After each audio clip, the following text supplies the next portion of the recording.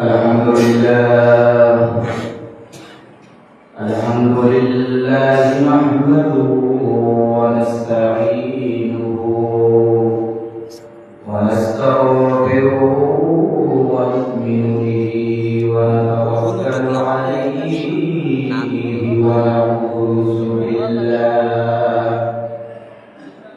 ونعوذ بالله من شرور أنفسنا ومن سيئات أعمالنا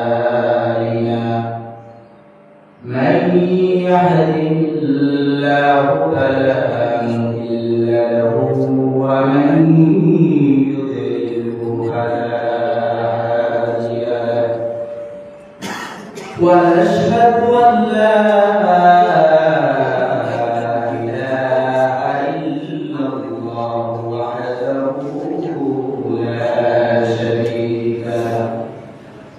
ونشهد أن سيدنا ونبينا ومولانا محمدا عبده ورسوله أرسله بالحق بشيرا ونذيرا وداعيا إلى الله بإذنه وسراجا وقمرا منيرا أعوذ بالله من الشيطان الرجيم بسم الله الرحمن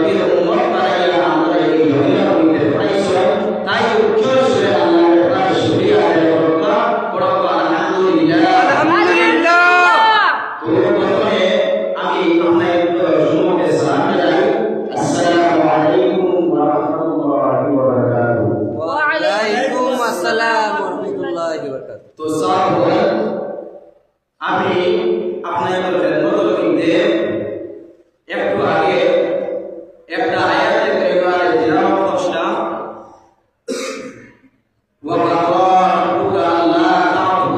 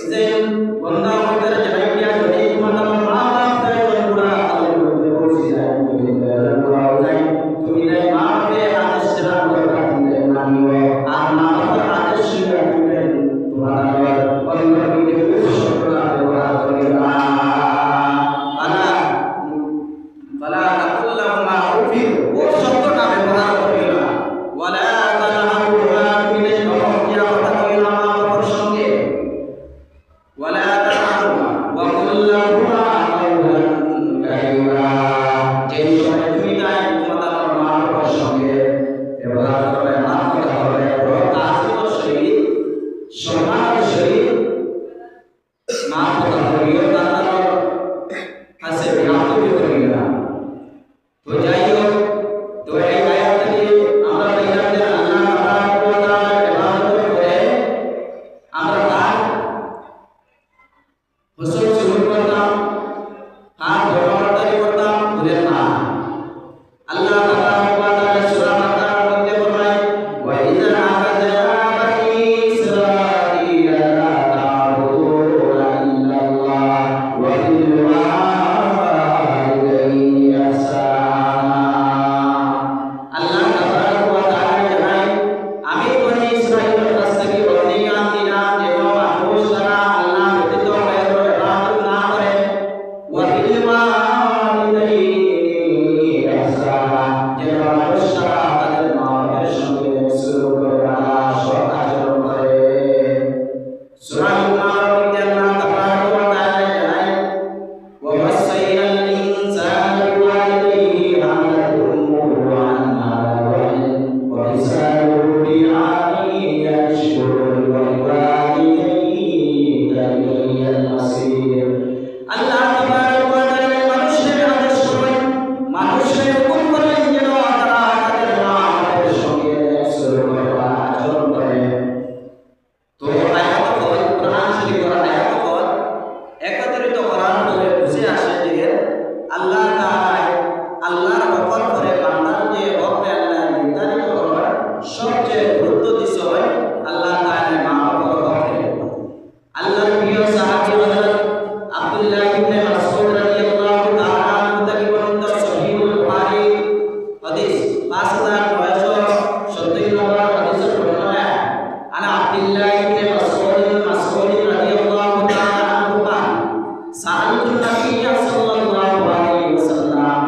হযরত আব্দুল্লাহ ইবনে মাসউদ রাদিয়াল্লাহু তাআলা আনহু আল্লাহর নবীর রাসূলুল্লাহ ইয়া রাসূলুল্লাহ আইয়ুল আমালি আহাব্বু ইলাল্লাহ, ইয়া রাসূলুল্লাহ আমি আপনার কাছে আইছি যে আইয়ুল আমালি আহাব্বু ইলাল্লাহ, ইয়া রাসূলুল্লাহ আল্লাহর কাছে সবচেয়ে প্রিয় এবং বালা ইবাদত কোনটা?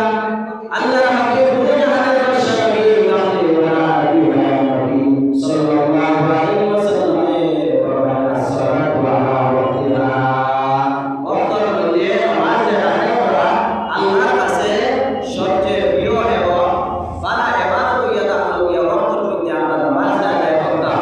আল্লাহ তাআলা আমাদের ওয়াক্তের মধ্যে নামাজ আদায় করার চেষ্টা করতাম। আল্লাহুম্মা আমিন। আবার সেই সাহাবী আল্লাহর হাবিব দুজাহানের বাদশা নবী কামলি ওয়ালা নবী সাল্লাল্লাহু আলাইহি ওয়াসাল্লামের ওয়াসমানা সুবহানাল্লাহ রাসূলুল্লাহ, ইয়া রাসূলুল্লাহ এরপরে আল্লাহর কাছে সবচেয়ে প্রিয় ইবাদত কোনটা, আমল কোনটা?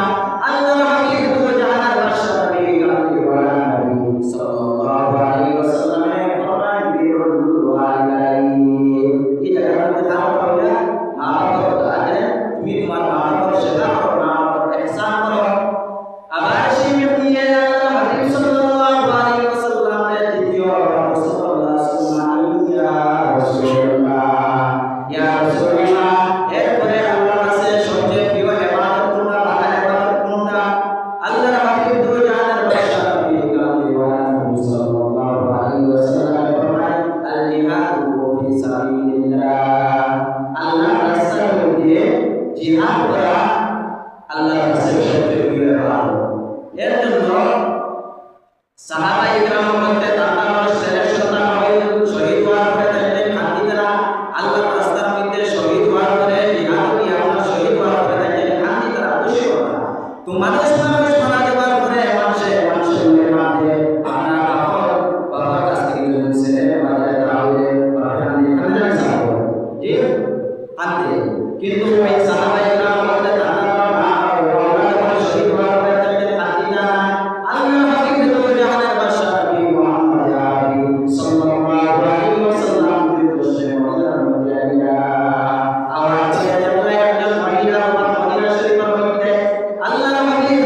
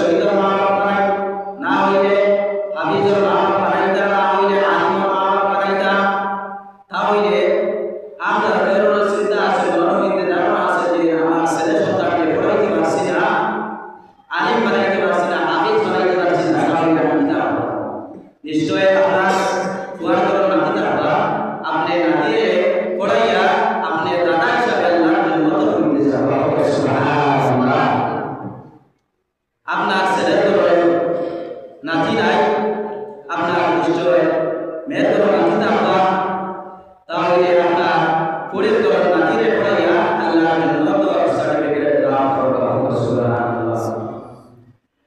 তো মানুষ মারা যাওয়ার পরে মানুষের নামে আমল বন্ধ হয়ে যায়, কিন্তু জমিনের মধ্যে যদি আল্লাহর বান্দায় তিনটা কাজ করিয়া যায়, তিনটা কাজ যদি জারি করিয়া জমিনের মধ্যে যায় তাহলে কবরের মধ্যে এই নেক সন্তানের মাকে কবরের মধ্যে সব উপস্থিত থাকে।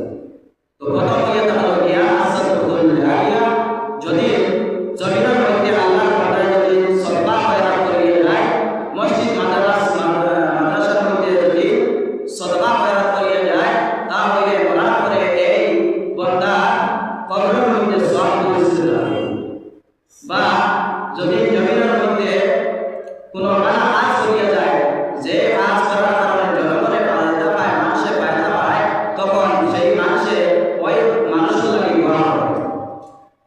2 নম্বর হইয়া তাহলে গিয়া জমিনের মধ্যে যদি আল্লাহর বান্দায় আলিম সন্তান বানাইয়া যায়, হাদিস সন্তান বানাইয়া যায়, তাহলে এই হাদিস সন্তানের নামে আমল সওয়াব এই কবরের মধ্যে না ফেলতে দাও সুবহানাল্লাহ। আরেকটা হইয়া তাহলে গিয়া জমিনের মধ্যে যদি আল্লাহর বান্দায় যদি নেক সন্তান হইয়া যায়, নেক আওলাদ হইয়া যায়, তাহলে এই নেক সন্তানের দোয়া কবরের মধ্যে এই নেক সন্তানের মা বাপের দিতে পারবো সুবহানাল্লাহ।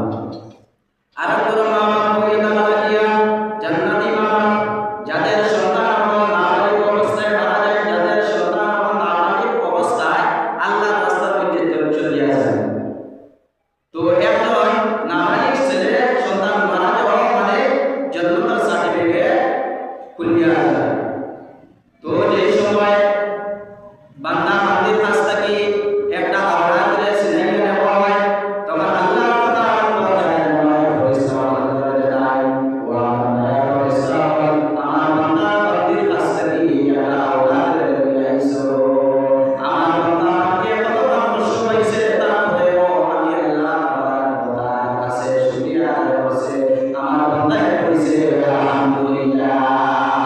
তখন আল্লাহ তাআলা ফেরেশতা আমার অবস্থা গ্রহণ করো, ও ফেরেশতা আমার ফেরেশতা আমার তুমি না জান্নাতের একটা জান্নাত বানাও, একটা জান্নাতের বাসা বানাও, বিল্ডিং বানাও, ঘর বানাও, আর এই ঘরের মধ্যে সাইকুলের মধ্যে সামনে বাইতুল হাম কইয়া যত জান্নাতের ঘর বানাও, বাসা বানাও, যত বিল্ডিং বানাও, সেই সমস্ত নারী হইয়া তারা কি করবে, যাদের সন্তান না অবস্থায় আল্লাহ রাস্তার মধ্যে চলে যায়। আল্লাহ রাসূল সাল্লাল্লাহু আলাইহি ওয়াসাল্লাম আয়াত মতো বান্দার নামে আমল ততক্ষণ পর্যন্ত ওঠে না যতক্ষণ পর্যন্ত আল্লাহ মালিক করে না, ততক্ষণ পর্যন্ত আল্লাহ ডায়েরির মধ্যে নাম লেখা হয় না। যখন বান্দা মালিক হয়ে যায়, তখন আল্লাহ ডায়েরির মধ্যে হয়। তো ইমাম আবু হানিফা, আমরা মজহাবের ইমাম আবু হানিফা রাহমাতুল্লাহি তাআলা আলাইহির ছাত্র ইমাম মুহাম্মদ রাহমাতুল্লাহি তাআলা আলাইহি, তাই ইমাম আবু হানিফার ক্লাসের মধ্যে হইয়া ওয়া ইমাম উস্তাদ রাসূলুল্লাহ সাল্লাল্লাহু একজন ছেলে সন্তানে নাবালিগ অবস্থায় এশার নামাজে মসজিদের মধ্যে আদায় করছে, আর সেই দিন রাত সে ব্যক্তি 11টার সময় নামাজে তাকে বাড়ি হয়েছে। তো সে ব্যক্তি প্রথমে গোসল করিয়া ওযু করিয়া প্রথমে এশার নামাজে আদায় করতেন না, ডাইরেক্টলি ফজরের নামাজে আদায় করত। তো ইমাম আবু হানিফা, আমরা মজহাবের ইমাম আবু হানিফা রাহমাতুল্লাহি তাআলা আলাইহি সে প্রথমে গোসল করিয়া ওযু করিয়া পয়লা এশার নামাজে আদায় করত, তারপর ফজরের নামাজে। এই মাসআলা সঙ্গে সঙ্গে ইমাম মুহাম্মদ রাহমাতুল্লাহি তাআলা আলাইহি মুসলিম হাদিলা আর সাধারণত বুঝতে রাখি না যে ইমাম এই ঘটনাটা ইমাম মুহাম্মদ রাহমাতুল্লাহি তাআলা আলাইহি বলেছে। তো আমরা মা বাবা বলতে সন্তান হইতে শিক্ষা দিতা বা মনের মধ্যে ধারণা রাখতো যে আমার সন্তানটা কোন সময় বাড়ি হইব এবং বাড়ি হওয়ার পরে আল্লাহর প্রথম বিধান নামাজে আদায় করব। এখন আমরা মরার সময় হয়েছে কিন্তু ওর মাথা থেকে আমার না চিন্তা খেয়াল নাই। তো আল্লাহ তাবারাক ওয়া তাআলা মায়া বান্দা বল আর কোন বাবা দিয়ে আল্লাহকে আল্লাহ জান্নাতি মা যাদের পুরুষ হইতে যাদের পর হইতে পাগল সন্তান জন্মে এবং অন্ধ সন্তান।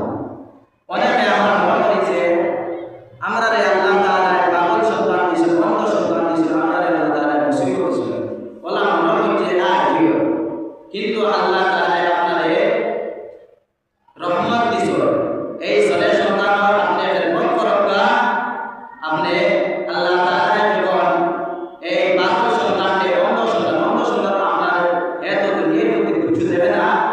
যদি কোনো সব ঈমান আমল দিয়ে যদি কবর পর্যন্ত পৌঁছতে পারে তাহলে আল্লাহ তাবারাক ওয়া তাআলা এর সাথে আল্লাহ সুবহানাল্লাহ।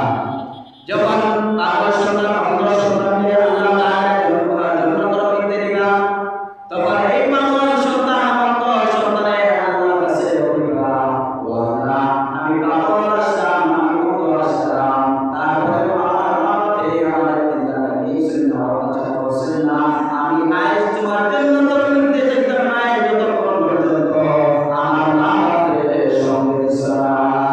আল্লাহ তাআলা বলছে আমরা রইবা আল্লাহ বলছে এই কথা মাকে সঙ্গে করতে দাও। সুবহানাল্লাহ।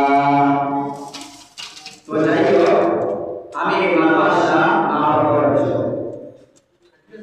আর আমি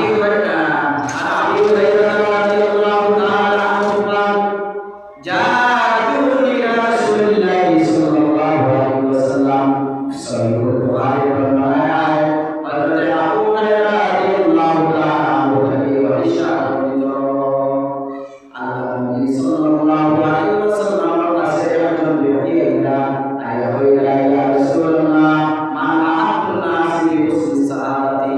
ইয়া রাসূলুল্লাহ আমার উপরে কোন মানুষের হক বেশ আমি আপনার কাছ থেকে জানতে চাই। আল্লাহর হাবিব মুহাম্মদ আরবি সাল্লাল্লাহু আলাইহি ওয়াসাল্লামের ফরমান কোনটা তোমার হক তোমার বেশ। আবার সেই ব্যক্তি জিজ্ঞাসা করেন সুবহানাল্লাহ, এরপরে আল্লাহর হাবিব সাল্লাল্লাহু আলাইহি ওয়াসাল্লামের ফরমান তৃতীয়বার আল্লাহর বান্দায় প্রশ্ন করেন ইয়া রাসূলুল্লাহ সুবহানাল্লাহ, এরপরে আল্লাহর হাবিব সাল্লাল্লাহু আলাইহি ওয়াসাল্লামের ফরমান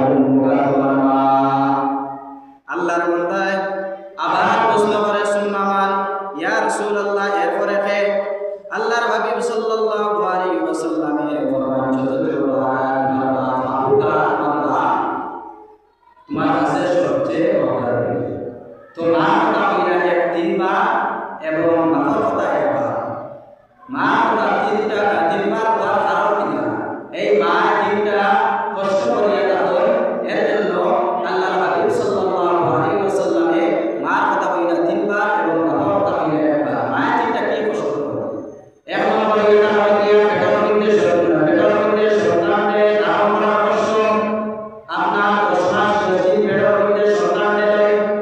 2 নম্বর কষ্ট হইলা সন্তান প্রসব কষ্টটা সন্তান জন্ম হওয়ার আগে যে কষ্ট মা করতে যায়, এই কষ্টের সময় যদি কোনো আল্লাহর বান্দা যদি মারা যায় আল্লাহর হাবিব সাল্লাল্লাহু আলাইহি ওয়াসাল্লামের ফরমান এই বান্দাটা আল্লাহ শহীদ করে দাও। সুবহানাল্লাহ। 3 নম্বর কষ্ট কি করেন মা? 2 বছর এই ছেলে সন্তানকে দুধ পান করায়। 2 বছর এই ছেলে সন্তানকে দুধ পান করায়, এর জন্য আল্লাহর হাবিব সাল্লাল্লাহু আলাইহি ওয়াসাল্লামের মা কথা 3 বার কইরা এবং বাবার কথা 1 বার কইরা আল্লাহ তাআলা আমাদের মা বাবার খেদমত করার তৌফিক দান করুন। আল্লাহুম্মা আমিন। আল্লাহর হাবিব সাল্লাল্লাহু আলাইহি ওয়াসাল্লামের কাছে একজন ব্যক্তি আইয়া কইলা ইয়া রাসূলুল্লাহ উজাহিদু, ইয়া রাসূলুল্লাহ আমি জিহাদের মধ্যে যেতে চাই, আমি জিহাদের মধ্যে অংশগ্রহণ করতে চাই, আমারে ইয়া রাসূলুল্লাহ আমারে জিহাদের মধ্যে দেন। তখন আল্লাহর হাবিব জিজ্ঞাসা করলেন আল্লাহ তাআলা ওয়ান্তা আপনার বাড়ির মধ্যে তোমার বাবা জীবিত আছেন? তখন বলতে বললাম ইয়া রাসূলুল্লাহ আমার বাড়ির মধ্যে আমার বাবা জীবিত আছেন। তখন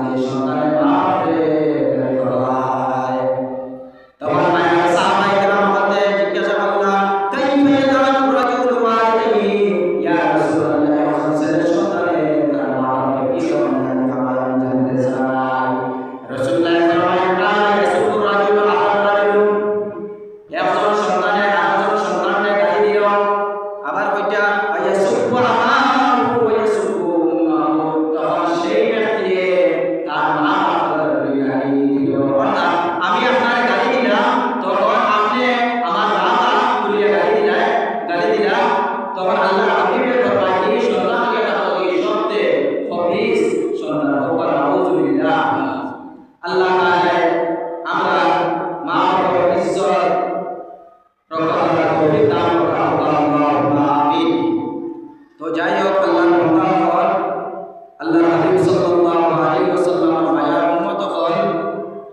আব্দুল্লাহ ইবনে মাসউদ আব্দুল্লাহ ইবনে আমর রাদিয়াল্লাহু তাআলা আনহু থেকে বর্ণিত থাকে আল্লাহর হাবিব সাল্লাল্লাহু আলাইহি ওয়াসাল্লামে ফরমায় যে ব্যক্তির উপরে মা বাপ খুশি থাকবা সেই ব্যক্তির উপরে আল্লাহ তাবারক ওয়া তাআলা খুশি হয় আর যে ব্যক্তির উপরে মা বাপ নারাজ হয় সেই ব্যক্তির উপরে আল্লাহ তাবারক ওয়া তাআলা নারাজ হয় তো মা বাবার খেদমত করলে কি হয় আল্লাহর নবী হযরতে মুসা আলাইহিস সালাতু ওয়াস সালাম আল্লাহর কাছে দরখাস্ত করলেন আল্লাহ আমার জান্নাতের মধ্যে আমার জান্নাতের সঙ্গী সাথী দিও না ও আল্লাহ জানতে চাই আল্লাহ তাবারক ওয়া তাআলা মুসা নবীরে জানাইলা ও মুসা তুমি এমন একটা গাঁও করতে যাও আল্লাহ তাআলা মুসার একটা গাঁও নাম দিয়ে দিলা ও মুসা তুমি সেই গাঁওর মধ্যে যাও যাওয়ার পরে দেখবা একজন দোকানদার বেটা আছে গোশত বিক্রি করে সেই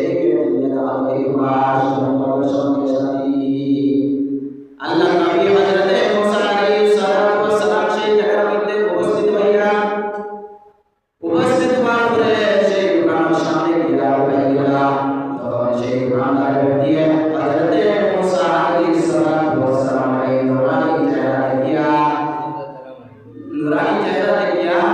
তার দিলের মধ্যে বানাইল যে এমন একজন সুন্দর মানুষ দেখিয়া এই ব্যক্তি তো আল্লাহ খুব কাছাকাছি মানুষ হইবা আল্লাহর মায়া আল্লাহ হইবা তখন হযরতে মুসা আলাইহিস সালাতু ওয়াস সালাম সেই ব্যক্তি দাওয়াত করলেন ও মুসা আমার বাড়ি মধ্যে আল্লাহ নবী হযরতে মুসা আলাইহিস সালাতু ওয়াস সালাম সেই জায়গার মধ্যে গিয়া তার বাড়ির মধ্যে গিয়া উপস্থিত হইলেন যখন দস্তরখানার মধ্যে যখন তালিম আরম্ভ হইল তখন মুসা আলাইহিস সালাতু ওয়াস সালাম দেখলেন সেই ব্যক্তি প্রথমে মা বাবার মধ্যে পানি তুলিয়া তারপরে সে একটু নামায় সেই ব্যক্তির সেই গোশতওয়ালা ব্যক্তির মা বাবা হযরতে মুসা আলাইহিস সালাতু ওয়াস সালাম এই কোরআনি জায়গা দেখিয়া চিনতে পারলেন এই মুসা নবী সুবহানাল্লাহ সুবহানাল্লাহ এই চিনতে পারলেন যে এই মুসা নবী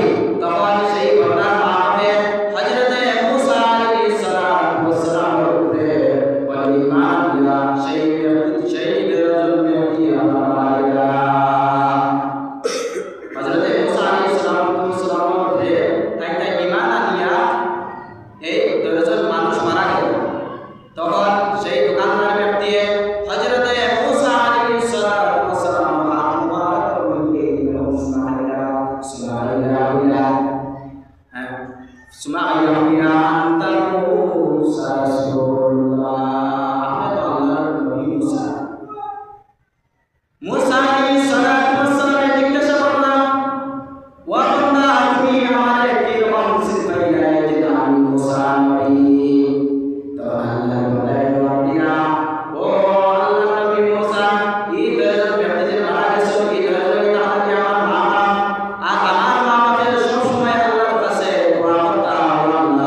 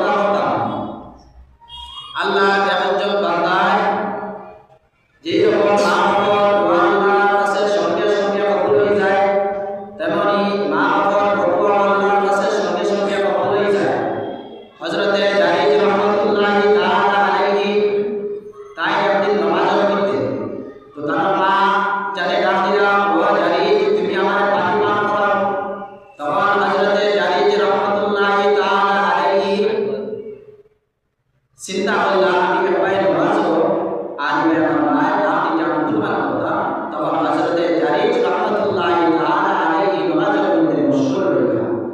দ্বিতীয়বার তার মায়ের নাম দিলাম ও জারিজ তুমি আমার পানি পান করাও। হযরতে জারিজ আওয়াজ শুনিয়া কোনো সাড়া দিলেন না, কোনো জবাব দিলেন না, স্পষ্ট দিলেন না। তৃতীয়বার তার মায়ের নাম দিলাম ও জারিজ তুমি আমার পানি পান করাও। হযরতে জারিজ রাহমাতুল্লাহি তাআলা আলাইহি তিন নম্বর বার শুনিয়া কোনো সাড়া দিলেন না, কোনো জবাব দিলেন না। তখন তার মায়ের তার কাছে একটা বলল আল্লাহ কাছে একটা বলল আল্লাহ ও আল্লাহ জারিজরে যতক্ষণ পর্যন্ত একটা বেকাশা এই দেশের মধ্যে পানি শোনা ততক্ষণ পর্যন্ত দিও না। আল্লাহ তাবারক ওয়া তাআলা সঙ্গে সঙ্গে কবুল করে নিলেন। মা বাবার যেরকম দোয়া আল্লাহর কাছে সঙ্গে সঙ্গে কবুল হয়ে যায়, এমনই মা বাবার দোয়া আল্লাহ তাবারক ওয়া তাআলার কাছে সঙ্গে সঙ্গে কবুল হয়ে যায়। আসমানের জমিনের মধ্যে কোনো কথা হয় না। তিন ধরনের মানুষের দোয়া আল্লাহ তাআলা কখনো ফিরিয়ে দেন না। এখন থেকে তাহলে দাওয়াতুল মজলুম ব্যক্তির দোয়া আল্লাহ তাআলা কখনো ফিরিয়ে দেন না। দুই নম্বরে আমাকে মুসাফির দোয়া আল্লাহ তাআলা কখনো ফিরিয়ে দেন না। তিন নম্বরে আমাকে দাওয়াতুল ওয়ালিদাইন মা বাবার দোয়া আল্লাহ তাআলা ঘুরাইয়া দেন না। এরকম দোয়া কবুল হয় তেমনি দোয়া যদি কোনো বান্দিয়ে আল্লাহর কাছে কবুল হয় তাহলে সঙ্গে সঙ্গে কবুল হয়ে যায়। তো যাই হোক আল্লাহ হাবিব সাল্লাল্লাহু আলাইহি ওয়াসাল্লামের মায়া উম্মত হল। তো সেই জারিজ রাহমাতুল্লাহি তাআলা আলাইহি তিন নম্বর বার ডাক কোনো সাড়া দিলেন না। তখন মায় তানারুরে নারাজ হইয়া আল্লাহর কাছে বলল আল্লাহ আর জারিজের যতক্ষণ পর্যন্ত বেকাশা আলী রাসূলুল্লাহ ততক্ষণ পর্যন্ত আল্লাহ তাবারক ওয়া তাআলা সঙ্গে সঙ্গে কবুল করিলেন। হযরত আলী রাহমাতুল্লাহি তাআলা আলাইহি যে ঘরের মধ্যে রইতা সেই ঘরের মধ্যে সেই ঘরের একটা আন্নাটারও আপনার একটা করুণা হাত করল। তো আপনার বেকাশা নারী হযরত জারিজ রাহমাতুল্লাহি তাআলা আলাইহির কাছে আইয়া বলিলাম তুমি আমার প্রতি সম্পর্ক করো। তখন হযরত জারিজ রাহমাতুল্লাহি তাআলা আলাইহি সাথে সাথে বলে দিলাম কালাম নাই। তখন আমরা বেকাশা নিয়ে এই গরু রাখার জন্য অতীত সম্পর্ক করে অতীত সম্পর্ক হওয়ার পরে কয়েকদিন পরে আমরা সেই আল্লাহ নাফরমান বান্দির পেট থেকে একটা ছেলে সন্তান জন্ম নেয়। তখন মানুষের সমালোচনা আরম্ভ করলাম এই বান্দির তো বিয়ে হয়েছে না, বিবাহ হয়েছে না, মানে জামাইও নাই, তাহলে এই বেটির পেট থেকে এই সন্তানটা কিরকম হইল?